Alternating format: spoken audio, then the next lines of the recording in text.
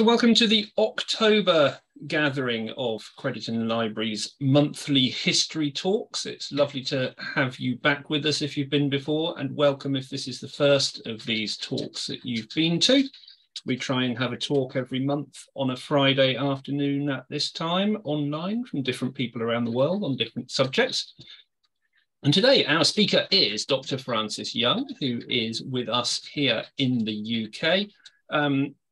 Francis is a historian and a folklorist who specialises in the history of religion and belief. He's the author or editor, or sometimes co-author, of 18 books which cover such areas as how history illuminates the nature of belief and how history works alongside religion and folklore and magic and other forms of belief structures, particularly supernatural ones. So he's written about modern Catholicism, exorcism, medieval monasticism, folklore, the saints and the cult thereof, and the history of magic and witchcraft, and Baltic paganism. So a very broad spectrum of books, and many others besides, I have to say.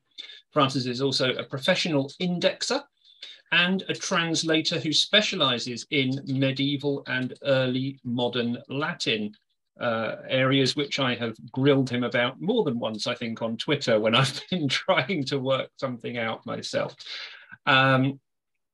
Francis studied philosophy at Cambridge and classics at the University of Wales, Lampeter, and then received his doctorate in history, again from Cambridge University. He's a fellow of the Royal Historical Society and a member of the Folklore Society. And in fact, his books have been shortlisted on more than one occasion for the Folklore Society's annual book awards. So I shall disappear and pass the stage over to you, Dr. Francis Young. Thank you so much for being here.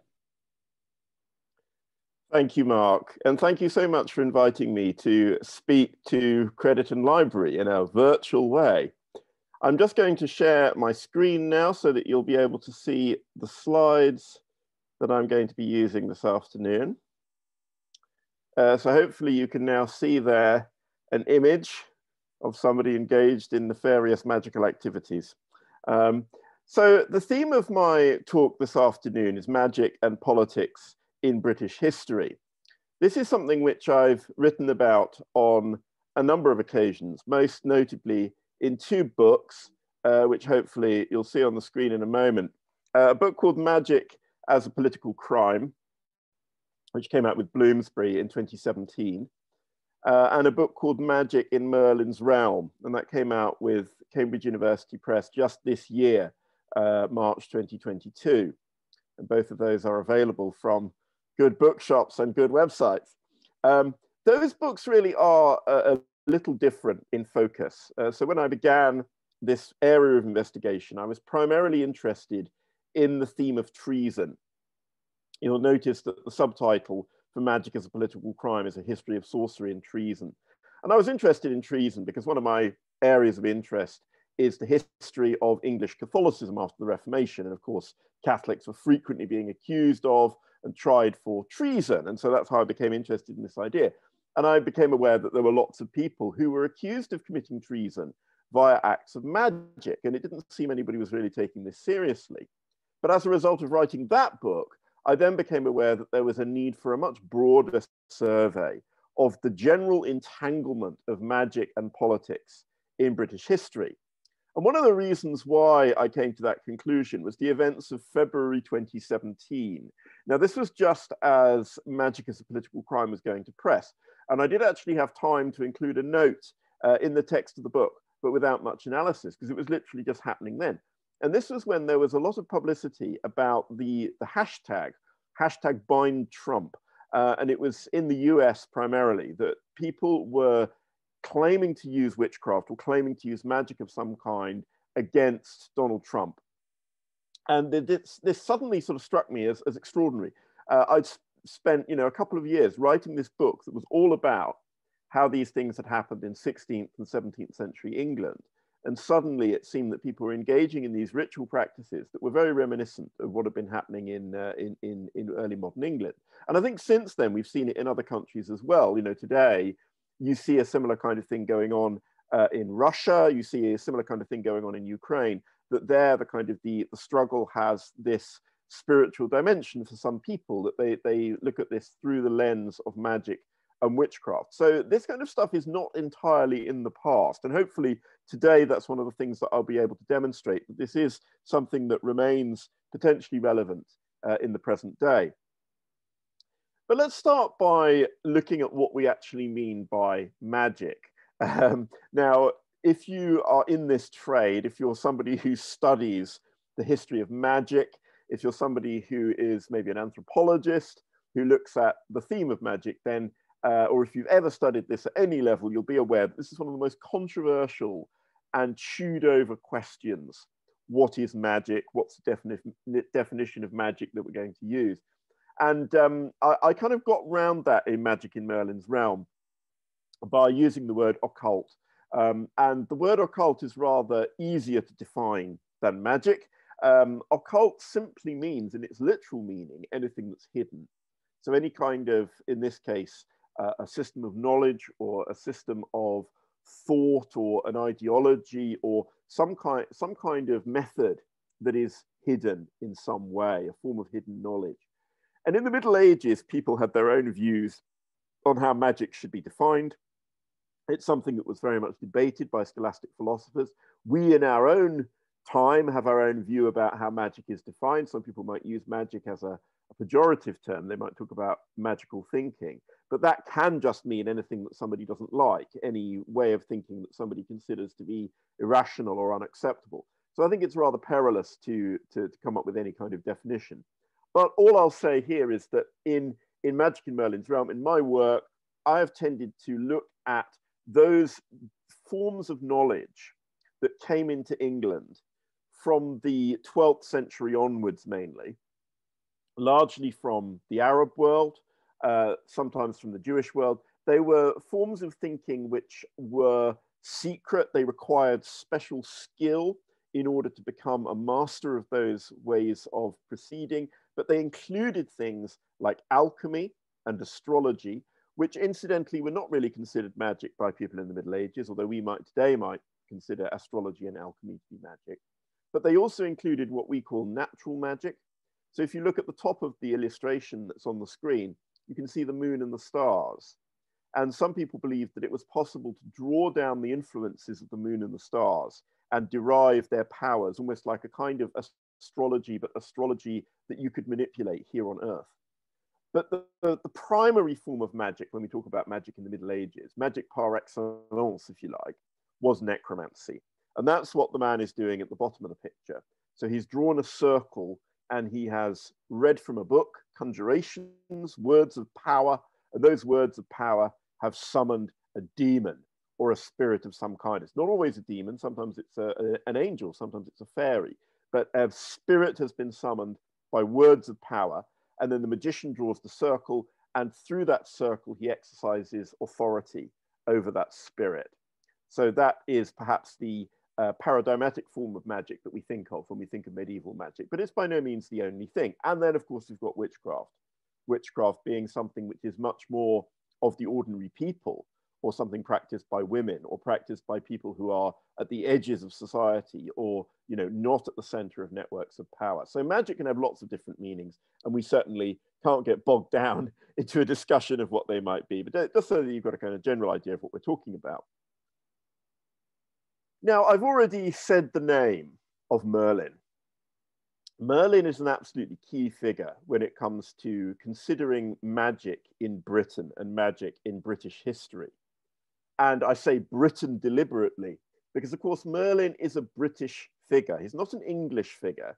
He's somebody who unites all of the nations of the island of Great Britain. All have their own Merlin traditions, and indeed beyond the island of Great Britain, because Merlin as a British figure is also a Breton figure. So he's somebody who becomes immensely important in Brittany, and that Breton tradition of romance, of stories about Merlin and Arthur and the Round Table, that then spreads into Norman culture and into broader French culture. And arguably it's the French culture of romances, of Arthurian romance, that becomes even more important than the British culture of Arthurian romance. But Merlin has his own Scottish stories, his own Welsh stories, his own English stories. He is a figure who genuinely unites the whole island. And Merlin's significance is that he is portrayed from the very beginning by Geoffrey of Monmouth, who's essentially the inventor of Merlin. I mean, yes, we can argue about whether the figure of Merlin is drawn from earlier sources that go back further, but Merlin is, a number of different figures in those earlier sources. Geoffrey of Monmouth invents, or at the very least, he confects, he brings together, he constructs the figure of Merlin, and that's in the 12th century. And Geoffrey of Monmouth's Merlin from the very beginning is a magical advisor. He is intimately bound up with politics. He is somebody who advises Arthur, who advises Vortigern indeed, Arthur's predecessor, and tells him how he should govern, what he should do, who helps the king in the construction of projects, in the construction of machines. He's a cunning artificer. Merlin is not at the very beginning a magician in the sense that he has commerce with the world of the spirits. He is somebody who is magical because he has this extraordinary skill as an engineer or extraordinary skill as a craftsman. And he's also a prophet. So Merlin is able to foretell the future. He is a diviner, and that's crucial. So the figure of Merlin, I think, is always in the background when we're considering the history of the entanglement of magic and politics in Britain, and the figure of Merlin we'll come back to. Now, Merlin obviously is a figure of myth. He's not somebody who really existed, but when we think of historic examples of the involvement of magic in Britain, well, I mean, we could go all the way as far back as the Roman invasion. So famously, when the Romans invade Britain, Pliny the Elder says, the Britons indulge in magic. They're worse than the Persians. Their entire lives are defined by magic, particularly the Druids. And when the Romans attack Britain, the one place that they have a real struggle in conquering is the island of Anglesey, Ynys Môn, because Anglesey is the stronghold of the Druids. And we have this graphic description from Tacitus of the Druids who are resisting the Roman attack. The Roman soldiers swim across the Menai Straits, but they're confronted with these horrifying Druids and women dressed in black, uttering these kind of dire imprecations against them. And the Romans have a real problem in standing up to that kind of psychological warfare, because they themselves are a very superstitious people. They believe that it's possible to, disable people by magic. But at the same time, they also believe that they are on this kind of religious mission to rid Britain of superstitio, to rid it of unacceptable religious practices, un-Roman religious practices like human sacrifice. So ultimately, they're willing to kill the Druids. But, fast forwarding in history, one key event, which I think is really relevant to the subsequent development of the history of magic in Britain, happens in the Isle of Ely in 1070. And this is in the aftermath of another conquest, the Norman conquest. William the Conqueror found that there was one holdout in England, one small patch of land that would not give in to him, that he couldn't subdue. And that was the island of Ely. Then literally an island, still called the Isle of Ely, but it's not literally an island because it was all drained by Dutch engineers in the 17th century. But it was literally an island in those days. And Hereward the Wake, the English leader, is holding out on this island and refusing to give in. And so William comes up with this idea under the advice of one of his knights, get this old woman, bring her to Brandon, which is the headquarters of the Normans, and she's then going to engage in some kind of commerce with a spirit in a spring. And as a result of that, she gains magical power. And then she's put on this wooden gantry by the Normans, and she shouts curses at the Anglo-Saxons. But the Hereward already knows about this. He's wised up. He is, in fact, he's followed the woman and knows exactly what she's been up to. So he and his men are hiding in the reeds. They creep out. They have burning torches. They set light to the gantry, and the woman falls to her death. Now, on one level, that's a kind of crude morality tale of, witchcraft is an offense against God, and therefore you're going to, have a downfall as a result of engaging in commerce with spirits. But it's also an indication that rulers are at this point willing to consider employing magic as something which will boost their power. And that's something that didn't really happen in Anglo-Saxon England. So that's a new development, and it comes with the Norman conquest. When we think about the figure of Merlin, I've said that he was somebody who acted as a kind of magical royal advisor. And this is something that we start to see having real world implications from the 13th century onwards. And there are two key figures that I would point to as the first Merlins, if you like, the first real world Merlins, people who are engaging in advising kings and emperors. And two of these men are important figures in the history of intellectual thought in Britain. So on the left here, we've got Michael Scott, as his name suggests, a Scotsman. And on the right here, we've got Roger Bacon, an Englishman. And Michael Scott is known for his magical reputation. Now, Michael Scott certainly wrote about magic.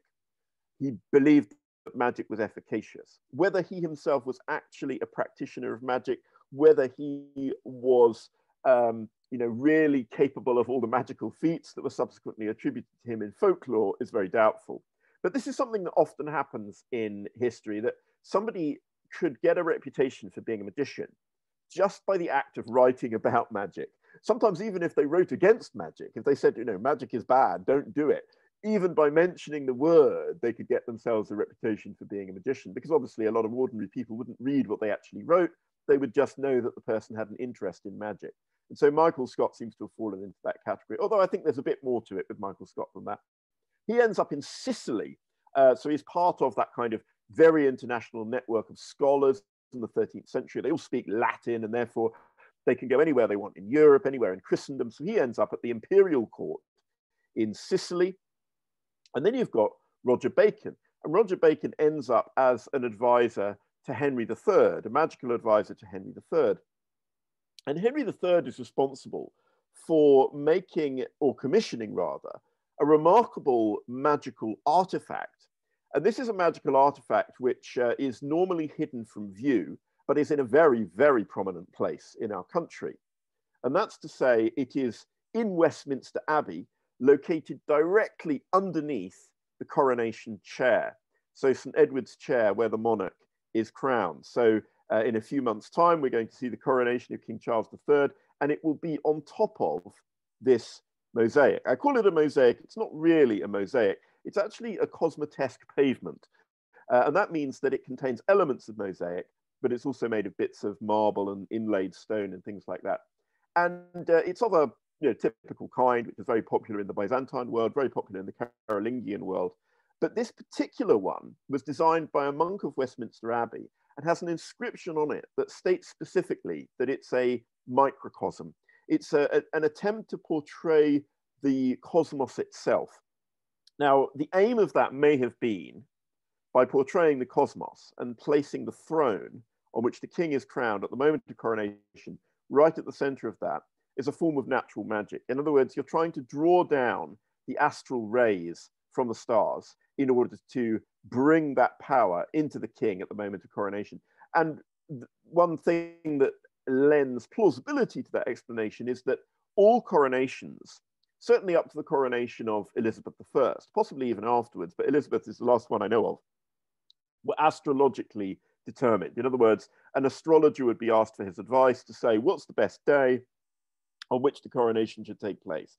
And therefore, if it's happening on an astrologically propitious day, at an astrologically propitious time, and it's happening on top of what's effectively a sigil, a magical device, whose purpose is to draw down power into the person of the monarch, then it's clearly a magical event. And furthermore, the throne of St. Edward itself, St. Edward's chair, it's designed in such a way that it makes reference to King Solomon. And that's because it's got these leopards that are supporting it. And in fact, Solomon's throne was supported by leopards. Not only that, but there's also a magical object which is embedded in the throne itself. And that's an object which is currently in Edinburgh, but will be brought down from Edinburgh for the coronation when that happens in May. And that is the Stone of Scone. And the Stone of Scone is supposedly the rock on which Jacob slept when he had his vision of the angels ascending and descending into heaven. Again, ascending and descending into heaven, like this idea of, the microcosm and the rays coming down from heaven to create a kind of a microcosm of the cosmos below. So all this kind of magical symbolism is there. And the reason for that is quite simple. It's because every monarch wanted to portray himself, or indeed herself a bit later on, as Solomon. Solomon is the proverbially splendid monarch of the Old Testament.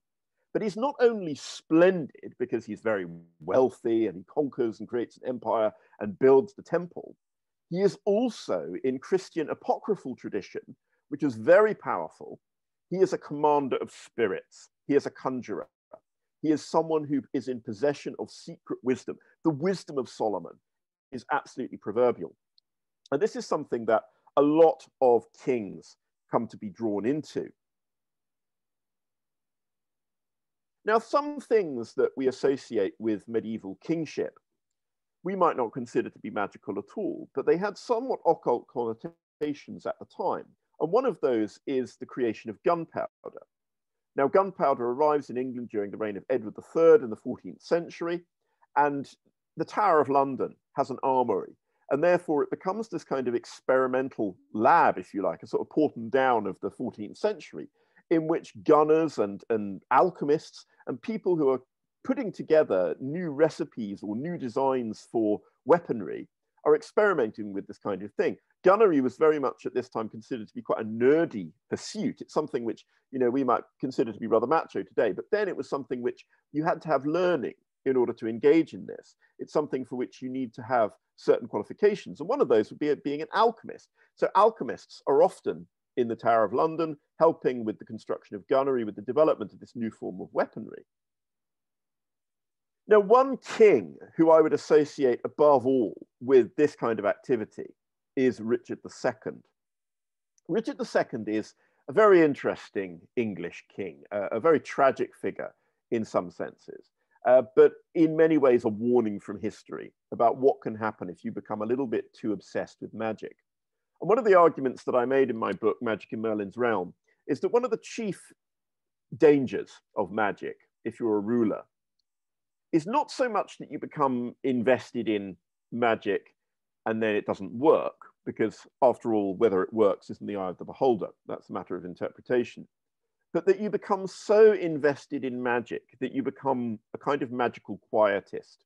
What I mean by that is that if you surround yourself with diviners, with alchemists, with astrologers, with magicians, that's exactly what Richard II does at the end of the 14th century, then you start to believe that magic on its own will help you to govern.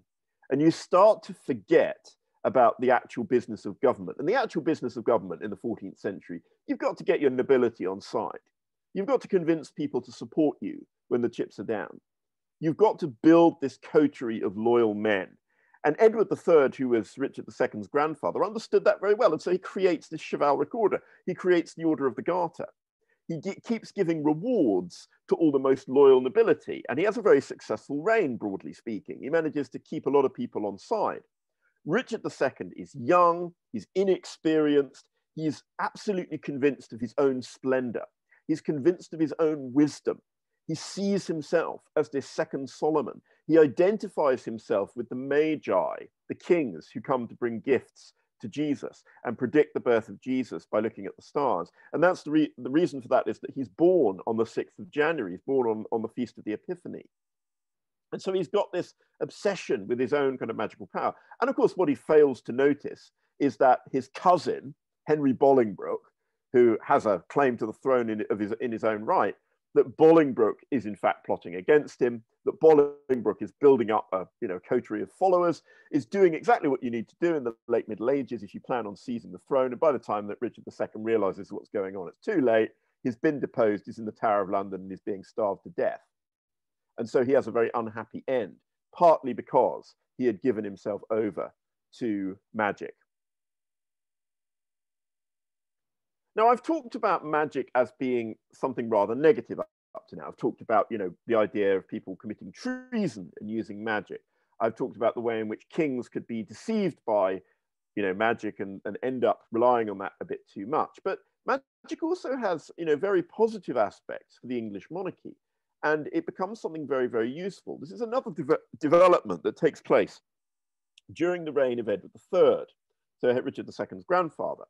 Edward III is notable for starting the 100 Years' War with France. So he kicks off this long process of conflict with France, which culminates in Henry V winning the Battle of Agincourt. But one of the things that it results in is the English kings claiming authority over France. It's, to a large extent, it's a dynastic battle between two royal houses that both have rival claims to the throne of France. And the kings of France, for a very long time, had been claiming magical powers. They claimed that they were able to touch people who were suffering from skin diseases, specifically scrofula, and cure them magically. And the kings of England under Edward III, they start to claim the same thing. And in fact, Edward III kind of backdates it, and he says, oh, actually, Edward the Confessor used to do this, which isn't true, or at least probably not true. But he claims that, oh, no, we've always been doing this. We've always had magical powers. The kings of England can touch for the king's evil. And that proves our dynastic right to France. And this carries on, because the kings of England carry on claiming to be king of France. In fact, kings of England claim to be kings of France technically until 1801. The claim is not dropped until George III. But certainly this royal touching, it continues actively until Queen Anne.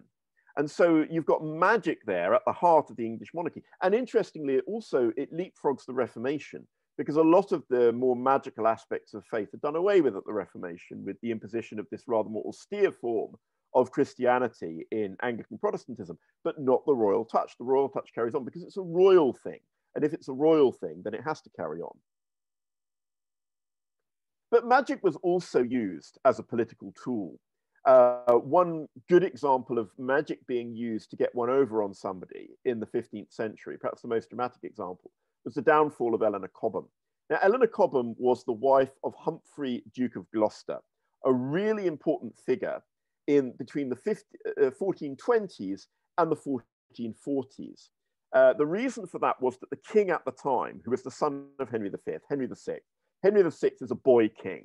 So he's one of those kings who's not old enough to rule. He has a minority, meaning that his male relatives govern in his place. That's to say his uncles, the brothers of Henry V. And one of the key uncles is Humphrey, Duke of Gloucester. The other key uncle is the Duke of Bedford. But the Duke of Bedford is away in France. He's running France because at this time, Henry V has conquered a lot of France. His son, Henry VI, has been crowned King of France. So it's the Duke of Gloucester, it's Humphrey, who is basically the ruler of England, essentially. He is the Lord Protector, he is the Regent of England, and his wife is a commoner. Eleanor Cobham is a widow. She is somebody who is considered to be a social climber. She is looked down upon by most of the court, but she has ambitions to become a very important woman. Because if she manages to conceive a child by Humphrey, because Henry VI is too young, he doesn't yet have a wife, he doesn't yet have a child. If she has a son by Humphrey, that child will then be the heir to the throne of England. But the only circumstances in which that child would succeed is if Henry dies. So you can see where her enemies might start to be taking this. If she uses magic in order to conceive a child, and magic was very often used in fertility and things like that at this time, then she could be accused of being a witch. And similarly, if she does conceive a child, what's the likelihood that she will want to bring about some accidental death, accidental as in magical, for Henry VI? And of course, the fact that she's a commoner, the fact that she's a woman in and of itself, means that she's a target for these kind of accusations of magic. And that's exactly what happens. Eleanor probably did do something, but it probably wasn't more than commissioning a horoscope. So casting a horoscope for Henry VI, and that horoscope would have predicted how long his life would be. Now, in and of itself, that wasn't uncommon, but if you do it for a king, it's suddenly got these connotations of treason because you're imagining the king's death. And so she is pursued. The astrologers who had drawn that up for her, they're accused of necromancy, they're executed. But Eleanor manages, by the skin of her teeth, it's very dramatic, she's pursued through London. She manages to get to Westminster Abbey and just put her hand on the door knocker of Westminster Abbey. And once her hand is on the door knocker, she is able to claim right of sanctuary. That means she's under the protection of the church. So she has a church trial, and her church trial finds that she is guilty of impiety. She's guilty of having engaged in magic arts. But because it's a church trial, the church can't put you to death. And so very cunningly, she manages to avoid death, and she spends the rest of her life under house arrest instead and has to do penance for what she's done. But let's fast forward to the Tudors, because we shouldn't leave them out. We shouldn't just concentrate on the Middle Ages.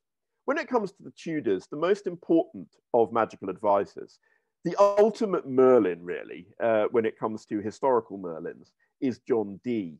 And John Dee is famous for advising Queen Elizabeth. Now, Dee is a very interesting figure because he left behind a detailed diary. But that diary, of course, was not known about by anybody else during his lifetime. And so the diary reveals exactly what he was up to, engaging in spirit scrying, so looking into a crystal and talking to angels through a medium called Edward Kelly, who was a very disreputable character and probably conned Dee. But essentially, Dee is leading a double life. His official persona is as a mathematician and an astrologer, a reputable profession at that time. Astrology was very popular. Somebody who is a very learned figure with an enormous library. His official job by the time of his death is actually he's the master of a hospital, of a kind of college up in Manchester. So he is also a clergyman. But Dee is somebody who has this secret life, which is trafficking with spirits, something he strenuously denies during his life, and it's only exposed in the 1650s. But he also, in this diary, he portrays himself as being the Queen's closest advisor. And this is a kind of reputation that he's carried into history. The reality is that he sporadically advised Elizabeth, but the things that he did advise her on sometimes became very important. And perhaps the most important of all, he advised her that she should launch a British Empire. And in fact, he invented the phrase British Empire. He claimed that Elizabeth was somehow entitled to the Spanish lands that were being conquered in North and South America, on the basis that King Arthur and various other people had also conquered those lands. You know, clearly a myth, but it seeds this idea. It seeds the idea which may result eventually in the Virginia colony, you know, the Roanoke colony, founded by Sir Walter Raleigh, somebody else who was interested in magic. But this idea that somehow, if occult power was available, it would empower the English, at that time, you know, a fairly insignificant European power. England was not a great power in the 1580s. And yet it seeds this idea that there could maybe one day be a British Empire that would take over from the Spanish Empire, become greater than what the Spaniards had achieved. And we all know where that led. Elizabeth is succeeded by James VI of Scotland, a king who is obsessed with magic. He's obsessed in particular with witchcraft because he himself had been the target of attacks by witches. And so we have a king on the throne who may well have believed that he was in possession of second sight. He certainly sees himself as Solomon. He sees himself as having discernment of spirits. He insisted on presiding over witch trials in person, which was extraordinary for a king to do that. I mean, it was his right. You know, the king is the fount of justice. If he wants, the king can sit in judgment over trials in person, but normally that's something that the king delegates to judges. So this was very bizarre behavior, but certainly it was consistent with James's belief that he is somehow Solomon. But as a result of that belief, he begins to centralize power. He begins to encourage royal absolutism and an unquestioning belief in the divine right of kings. Now, James is able to get away with that, but his son, his less experienced son, Charles, does not succeed. And we all know where that leads, the English Civil War. So in 1642, the king finds himself at odds with Parliament. And Parliament is very much driven by a Puritan ideology. And one of the things that motivates the Puritans is an almost obsessive fear of witchcraft. And all of this is, you know, well known to you if you know anything about early modern English history. But this actually takes a very active and very nasty form during the English Civil War. There's a famous pamphlet from 1643 where a group of Puritan soldiers believed that they'd witnessed a witch floating down the river at Newbury on a plank, that she was magically able to support herself on this plank, and therefore she must be an emissary of the royalists. And this particular pamphlet we might laugh at, but it's not very laughable when we consider that after the Battle of Naseby in 1645, a whole group of women camp followers of the royalist camp, the royalists defeated at Naseby, those women are taken captive and they are mutilated and many of them killed on the basis that they must have been witches who were supporting the army. And that's because they were supposedly speaking a strange language that the parliamentarians didn't understand. Now, the likelihood is that that strange language was either Welsh or Irish, because a lot of the soldiers in that army were Irish or Welsh who had brought their wives along with them. And yet this is interpreted as witchcraft in this kind of heightened atmosphere of paranoia. And of course, this is also the same time that Matthew Hopkins and John Stern are conducting their witch hunts throughout East Anglia. The restoration of Charles II brings a lull to some extent in the witch trials, but Charles is also determined to revive the magic of monarchy, and he does that by reviving the royal touch. What you can see on the screen here is a touch piece. These were gold coins that were minted specifically so that the king could touch them, because the king at this time didn't actually actively touch, you know, dirty peasants. Instead, he touches these gold coins, and then the coins are given by the king to the dirty peasants, and then hopefully the dirty peasants will be healed of their skin diseases. And many of these survive. You can see that they've been pierced so that people could wear them and carry them around for the rest of their life as a kind of a talisman. So when was it that we last see an involvement of magic in British politics? Well, one point that I would note is that in 1685, Charles dies. He's succeeded by his Catholic brother, James II, somebody who's not really that popular with the country at large because he's a Catholic. And so there's a rebellion. There's an attempted rebellion by Charles's illegitimate son, James, Duke of Monmouth. The Duke of Monmouth launches an attempted coup, basically. Crediton and the West Country absolutely key in that, because the battle that finally seals Monmouth's fate happens not far away at Sedgemoor. And one of the allegations that was made by Monmouth supporters is that devils were being sent out by James and by his Jesuit conjurers, that he had Catholic priests that he was employing as magicians, and he was sending out devils, that he had a magical hat that he used to wear whenever he was with his army that would give him magical powers, all this kind of stuff circulating. But that's really the last time that we get real belief, I think, that, you know, magic might be involved. And the 18th century is a time when this kind of thing is considered very much unacceptable. But I want to just finish by looking at the kind of the revival of ideas of magic and politics. And this happens, perhaps surprisingly, in the 20th century. And it's very much associated with the Second World War. Now, the man on the left is Aleister Crowley, perhaps the most notorious occultist of the 20th century, but somebody very much rooted in the 19th century. He was a member of the Hermetic Order of the Golden Dawn, which was a ritual magical group that began in the late 19th century. Crowley became a key figure within it, and essentially forms his own magical orders and so forth. And the thing about Crowley is he's obsessed with the occult. He's obsessed with the idea that he might be the beast 666. He portrays himself as the wickedest man in the world. But he also has these weird political pretensions. And you can see here that he's dressed in a uniform, a sort of self-designed uniform. And he sees himself as Baphomet, as the beast 666, that he's somehow got this right to take power from the old gods, if you like. And this takes various different forms throughout his life. But one thing that he thinks that he ought to be able to do is magically advise Winston Churchill. And he claimed that at the start of the war, when Churchill, or shortly after Churchill becomes prime minister, that he advised Churchill that a magical sigil was needed that would counteract the swastika, because the swastika was a magical sigil. Now, it's no secret that the Nazis were indeed genuinely interested in the occult. Some of them, certainly Himmler particularly, saw that as a way that they could, gain power to defeat the Allies.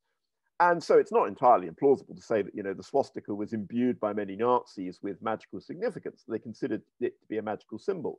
And what Crowley believed was that the V for victory sign, which he claimed to have devised, now I don't think that's really true, but he believed that he had, that the V for victory sign was the only sigil powerful enough that it could actually override the swastika. And so Crowley believed that the reason Churchill won the war was that he had a more powerful magical sigil than Hitler's magical sigil. But there you go, make of that as what you will. But there were also various people during the Second World War who claimed to have conducted rituals against Hitler. Now, the picture that you can see here is actually from America. This really did happen in America. There was a guy called William Seabrook who conducted a ritual, what he described as voodoo ritual, against an image of Adolf Hitler in Maryland. But there were also things that happened in England, or supposedly happened. We don't have any photographs or evidence that they really did. But two major claims One was Operation Mistletoe. So in Ashdown Forest, there was a claim that soldiers of the British Army were actually instructed on how to perform a magical rite against Hitler by Crowley himself. It's a rather dubious claim that is, not very well supported, but yeah, be that as it may. But there was another claim that was made by Gerald Gardner, who is the founder of the modern religion of Wicca, the neo-pagan religion. He claimed that in the New Forest coven performed a ritual to create a cone of power, which they then directed against Hitler. And apparently they'd supposedly done the same thing against Napoleon, and it was a way of preventing Hitler from invading England. And there were any number, actually, of people, theosophists, spiritualists, people who believed that they'd done something occult to aid the British war effort. But perhaps the most extraordinary thing that happened during the Second World War was to do with the fear of magic. And this was the case of Helen Duncan. Helen Duncan was a medium in Portsmouth. And in 1943, she started to make these prophecies. She started to say things in seances, which seemed to have caught the attention of the security services. Most notably, she claimed that she'd had contact with a sailor from a ship called HMS Barham, and Barham had only just gone down with all hands, and it was not yet public knowledge that it had gone down, and therefore it was believed that she was spreading knowledge that she shouldn't, careless talk costs lives. Now, whether MI5 really believed that she was in contact with the spirit world or not, they certainly believed that she was a serious threat. And in the months leading up to D-Day, MI5 made sure that she was prosecuted, and she was prosecuted under the Witchcraft Act. Now, this is the Witchcraft Act 1735, under which it was an offense to pretend to witchcraft. It didn't actually say you were a witch. It said that you were pretending to witchcraft. But the reason she was prosecuted under that act is so that she could get a custodial sentence, so that she was in prison over D-Day. Now, make of that what you will. Did they really believe that she was actually capable of revealing the plans of D-Day by the spirits? Who knows?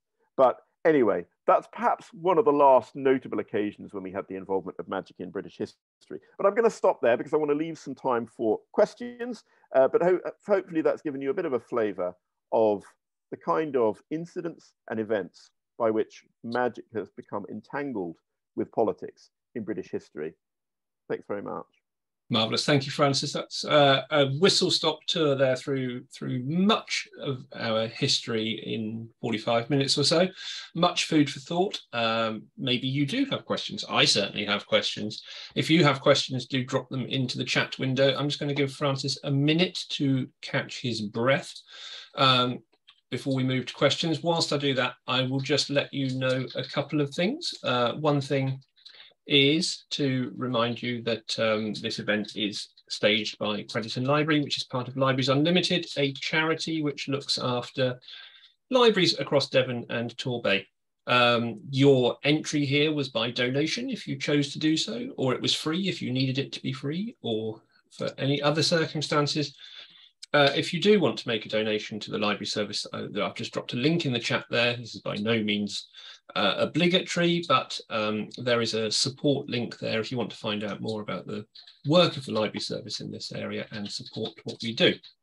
Now, I did also say earlier that these talks are on the last Friday of every month, which means, of course, there will be another one next month. And next month's talk is being given by environmentalist and storyteller Lisa Schneider, who is based on Dartmoor, not too far away from where we are in Crediton. And Lisa will be giving a talk on folk tales relating to the river and the environments thereon. Same rules apply, entries by donation if you wish to, or free of charge if you need that too. There is a link to the Eventbrite ticket for next month's talk in the chat window there. You can click on that and open another tab and then go and grab a ticket for next month at your leisure in a moment if you want to do so. It would be lovely to see you here for that one. And in fact, if you follow the Crediton Library Eventbrite page, you'll get notifications when we put new events like this up anyway. Okay, questions then. I wondered, actually, you are involved with the church yourself, Francis, in many and various ways. And I'm interested in the interplay between religion and magic, because it's changed over time in many ways. At some points, the church frowned on particular activities. At some points, they kind of used them to their advantage. We found that there were conjuring parsons, for example, particularly down here in the West Country and elsewhere as well. So, you know, parsons, vicars of churches who were not exactly magical practitioners themselves, but were said to have magical libraries or used astrology in various ways and so on. And that was very much supportive of the church and what the church did. What's the general view of the church to these sorts of things these days? I mean, you're in a kind of unique position working in both fields, I suppose. Is that a contested area for you? Well, yes, as you say, I am involved in the church. I'm a reader in the Church of England, so I sort of work for the Church of England.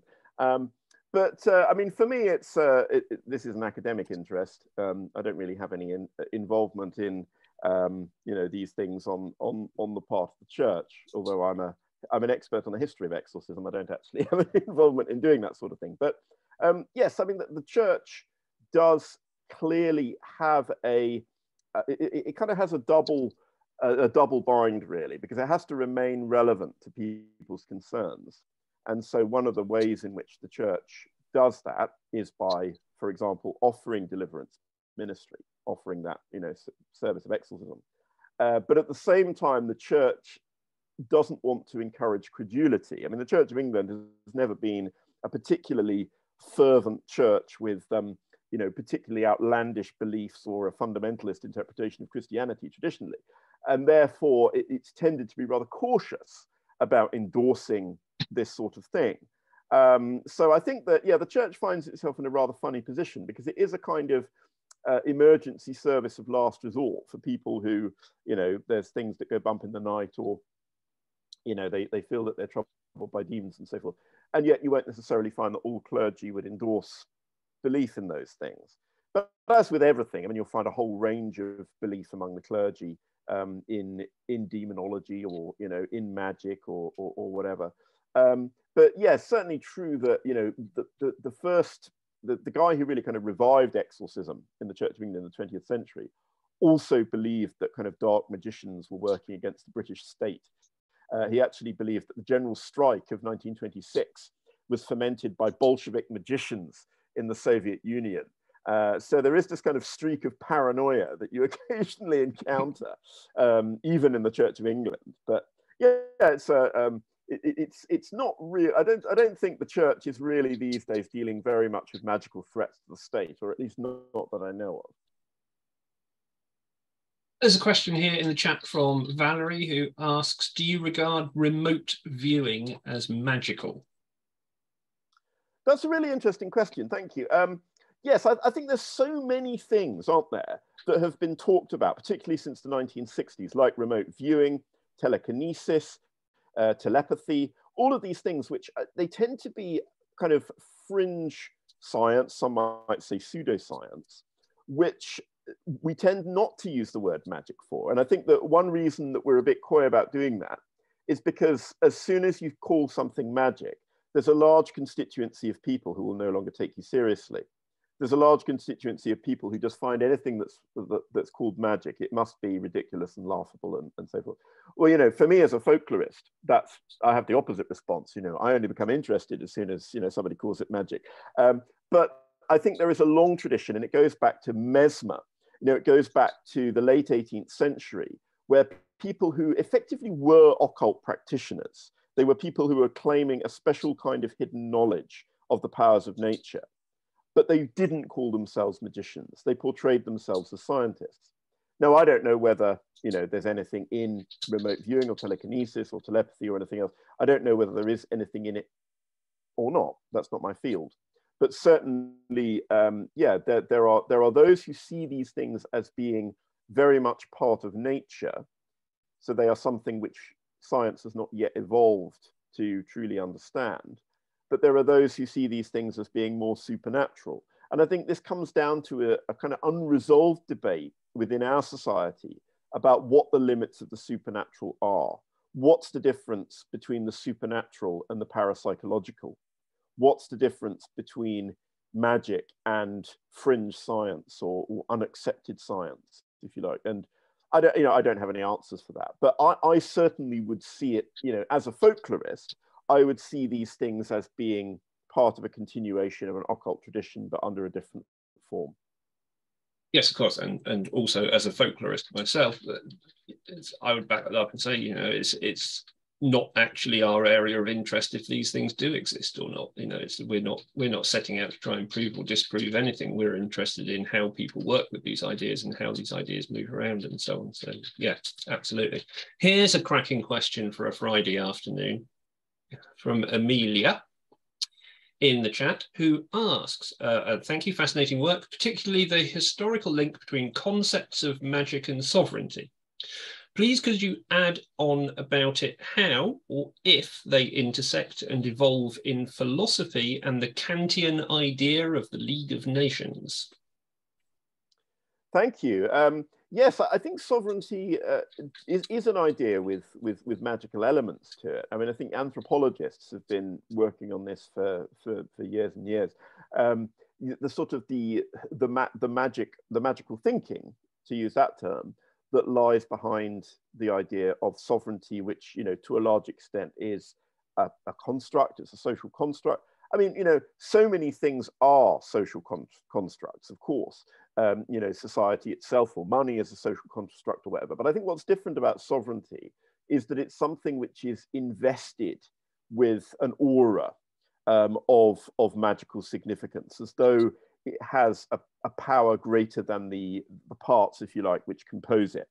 And certainly when you look at something like, a great event that is kind of trying to represent sovereignty, like the funeral of Elizabeth II, you see that very much before, that it's something which is far more than just a social construct. It is something which is invested by a lot of people with a great deal of sacred character. Yes, I'm not exactly sure what you mean by the Kantian idea of the League of Nations, but certainly, when we come to political debates about sovereignty, sovereignty is sometimes invested with this kind of magical significance. It's something which I talk about a lot, actually, in Magic in Merlin's Realm, partly because I was writing it in the aftermath of Brexit. And then you had a lot of discussion about sovereignty. What does sovereignty mean? How important is sovereignty? Is sovereignty alone enough to justify, a course of political action? Is sovereignty something for which we should be, sacrificing economic well-being or think, debates like that? And yeah, I think part of, my writing of the book did emerge from the fact that these ideas about sovereignty were in the ether, and they seemed very magical to me at the time. So yeah, I think there's a definite link between magic and sovereignty. Thank you. If you want to know more about any of Francis's books, then do head over to his website. There is a link there, drfrancisyoung.com/publications, if you want to look at books, or /other things if you want to explore other parts of the website. And everything you need is there to find out more and to obtain any of said books, which I would highly recommend doing.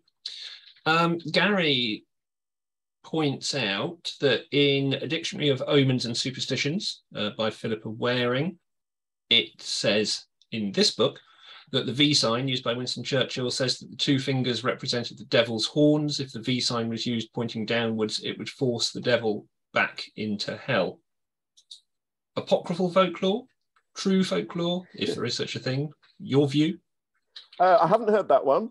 That's interesting. I mean, I think that what's beautiful about something like the V for Victory sign is it's so primal, it's so fundamental that everyone can impose their own interpretation on it. I mean, I think the kind of the mainstream interpretation is that it was the BBC that came up with it. That Crowley claimed that he'd passed it to naval intelligence, who then passed it on to the BBC. And there is some evidence that Crowley was involved with naval intelligence, but certainly it wasn't something that naval intelligence would have admitted to readily. Yeah, there's various stories about the V for Victory sign, including the idea that Churchill himself just came up with it. But yeah, we don't know. Certainly, Cecil Williamson was also involved with kind of MI5 and those sorts of areas as well. Cecil Williamson, or so he claimed. Or so he claimed, yes. Cecil Williamson, the founder of the Museum of Witchcraft in the UK, for those who are not in the UK and may not know. Yeah, lots of links between the war and spying and the occult and these practitioners, aren't there? But of course, if you went over to Germany and looked at what the Nazi Party were doing, you find exactly the same thing over there with the kind of attempts that they were making to link the supernatural into the war effort as well. I guess it's something that happens everywhere, isn't it? You mentioned scrofula in that talk, the King's Evil, and I wondered, there are so many different folk cures, folk medicine, charms and so on for scrofula found over the years.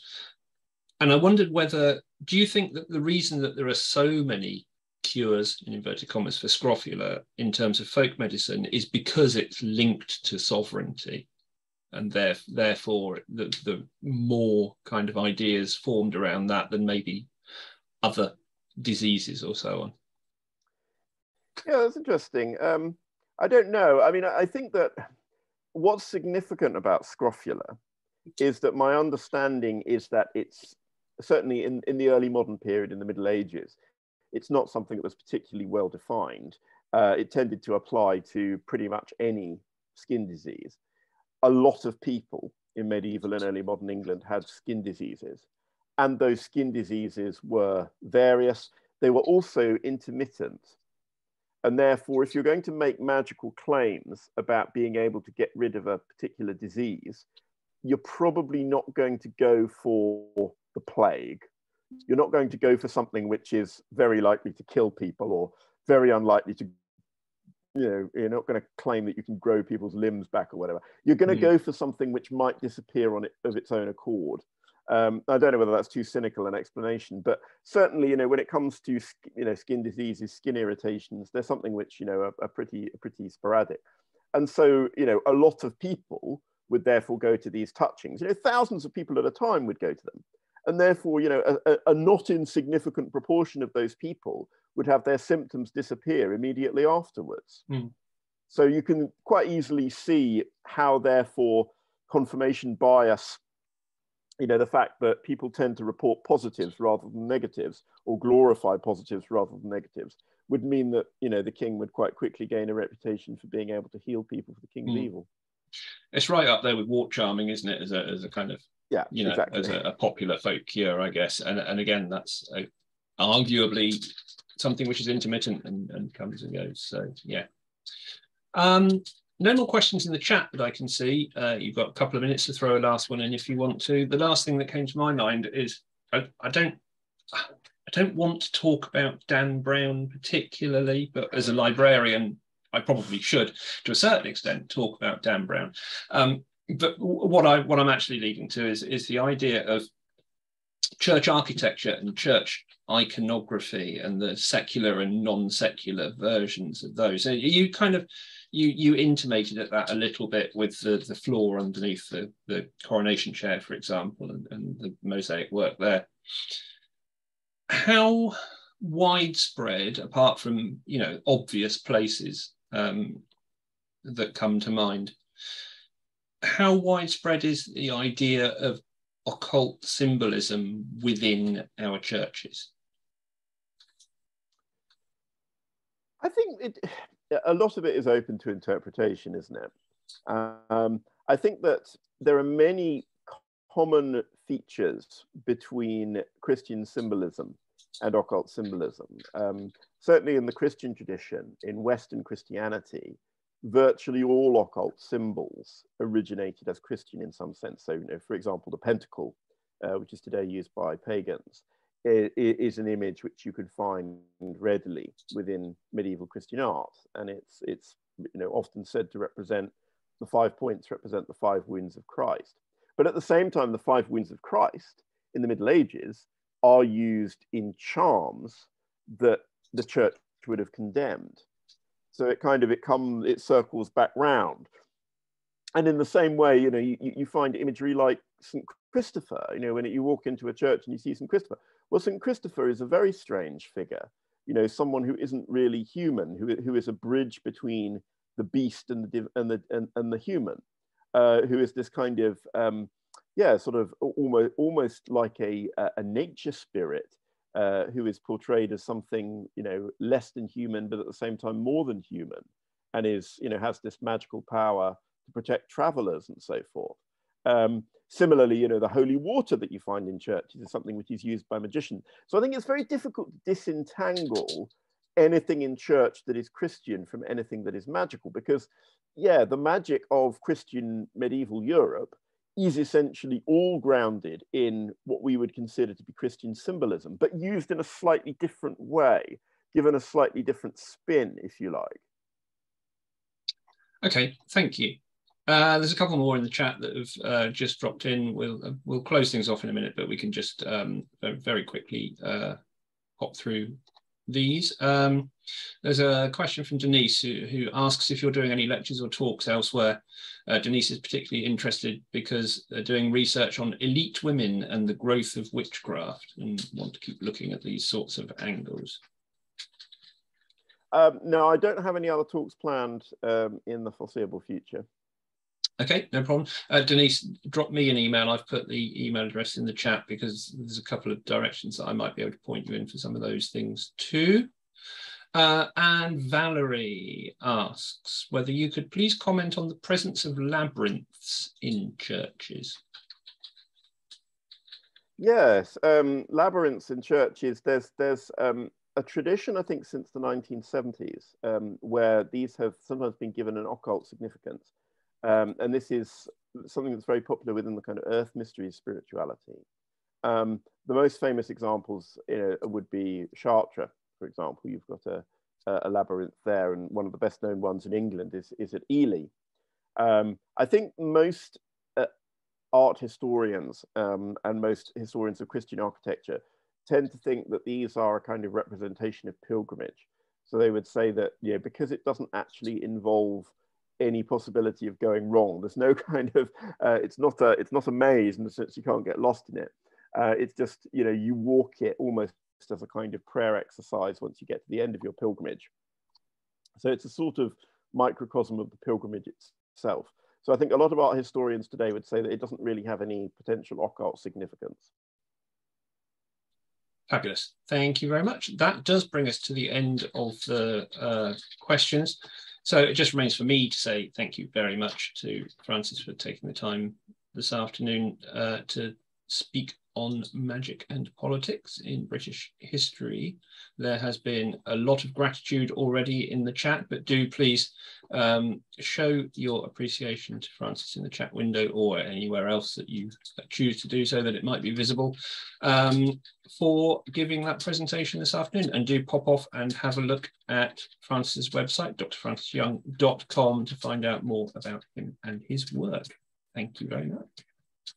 Thank you very much.